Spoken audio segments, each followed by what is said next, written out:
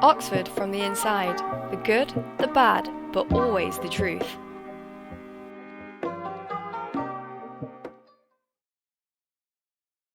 Hello, I'm Nelson. Welcome to this episode of Oxford from the Inside. The good, the bad, but always the truth. Today we're joined by Kyla. Would you like to introduce yourself? Yeah, sure. Hi, I'm Kyla, and I'm a second-year chemist studying at the Queen's College. Thank you. So today is one of our Quickfire Questions sections where we ask our guests a quick question to get an overview of Oxford life and show you Oxford from the inside. And today's question is, how do you deal with imposter syndrome? Now, for those who don't know, just to give a bit of background, imposter syndrome is the feeling that you don't belong, that you fluked your way into Oxford. So how do you deal with that? So I think probably the first most important thing to emphasize is that it's something that everyone is continually dealing with all of the time. It's not a quick fix. It's something that, I'm sure people who are in their fourth year doing their master's project will sometimes still be feeling like, oh dear, someone's going to find out I'm not supposed to be here. And I think that's the biggest thing to emphasize, because I remember when I started as a fresher, having this feeling and thinking like, well, everyone in the year above seems to like know what they're doing, so that must mean it needs to go away, which means I need to fix it. But it's actually just something that it just gets better over time, but it's not something, it's something that like I'm in second year now, and I still occasionally like struggle with it and things like that. So I think that's probably point number one. But yeah, I think in terms of actual like dealing with it, there are kind of a couple of main things, which is one being, make your academic targets about you. And that is so much easier said than done, and especially it's difficult in Oxford's college system because, for me, there's 4 chemists in my year, so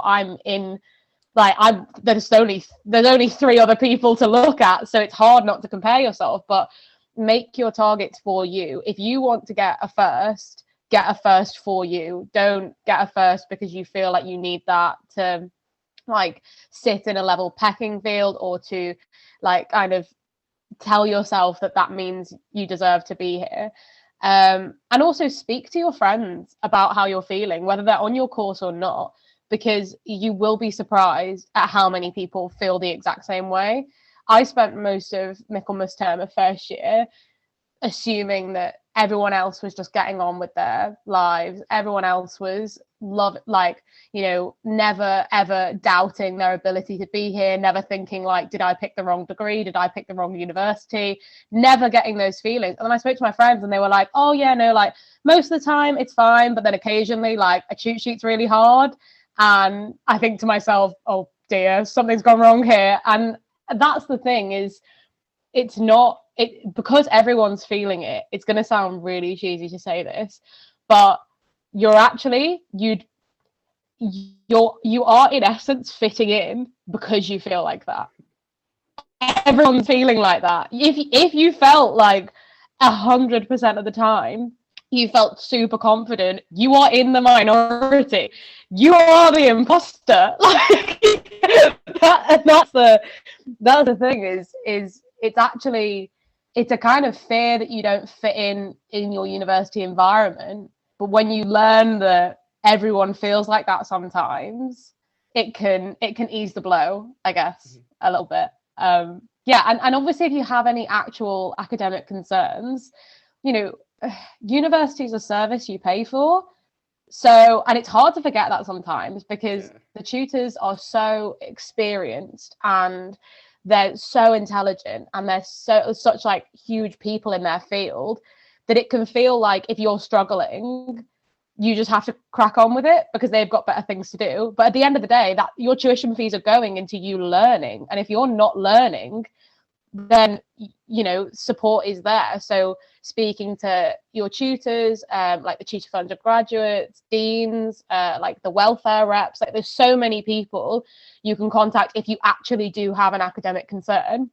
And I think 90% of the time you'll get a response that isn't what you're expecting. I sent a big email to my tutors when I was in first year, just being like, I want to make you all aware, I'm finding this really hard, and I don't is there anything I can do? And all of my tutors replied being like, we're really happy with your progress, don't worry about it. And that is sometimes the step that you need to be like, and that doesn't necessarily solve anything, but what it does is it makes you, it adds less weight to any fears you have, because instead of it being like, I feel like I'm not doing well, and my tutors probably feel like that instead as well, it becomes, I feel like I'm not doing well, but my tutors think I'm doing all right, so this is a thing I need to sort out. This isn't an actual problem with my work where I need to work harder or revise more or spend more time on cheat sheets. It's a thing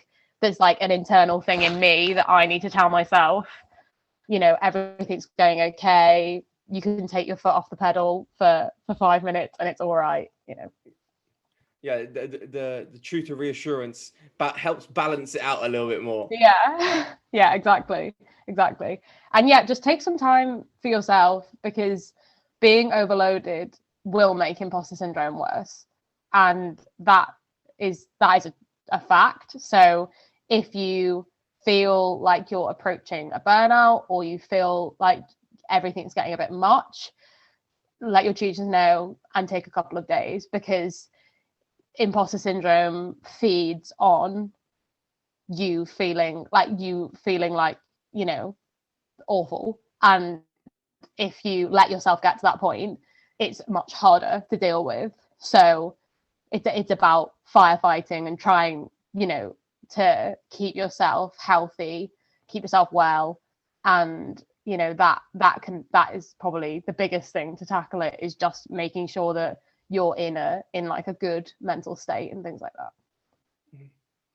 And that seems like the perfect point to end. So thank you so much for watching or listening. Remember to follow Oxford from the Inside on all our platforms, and until next time, thank you.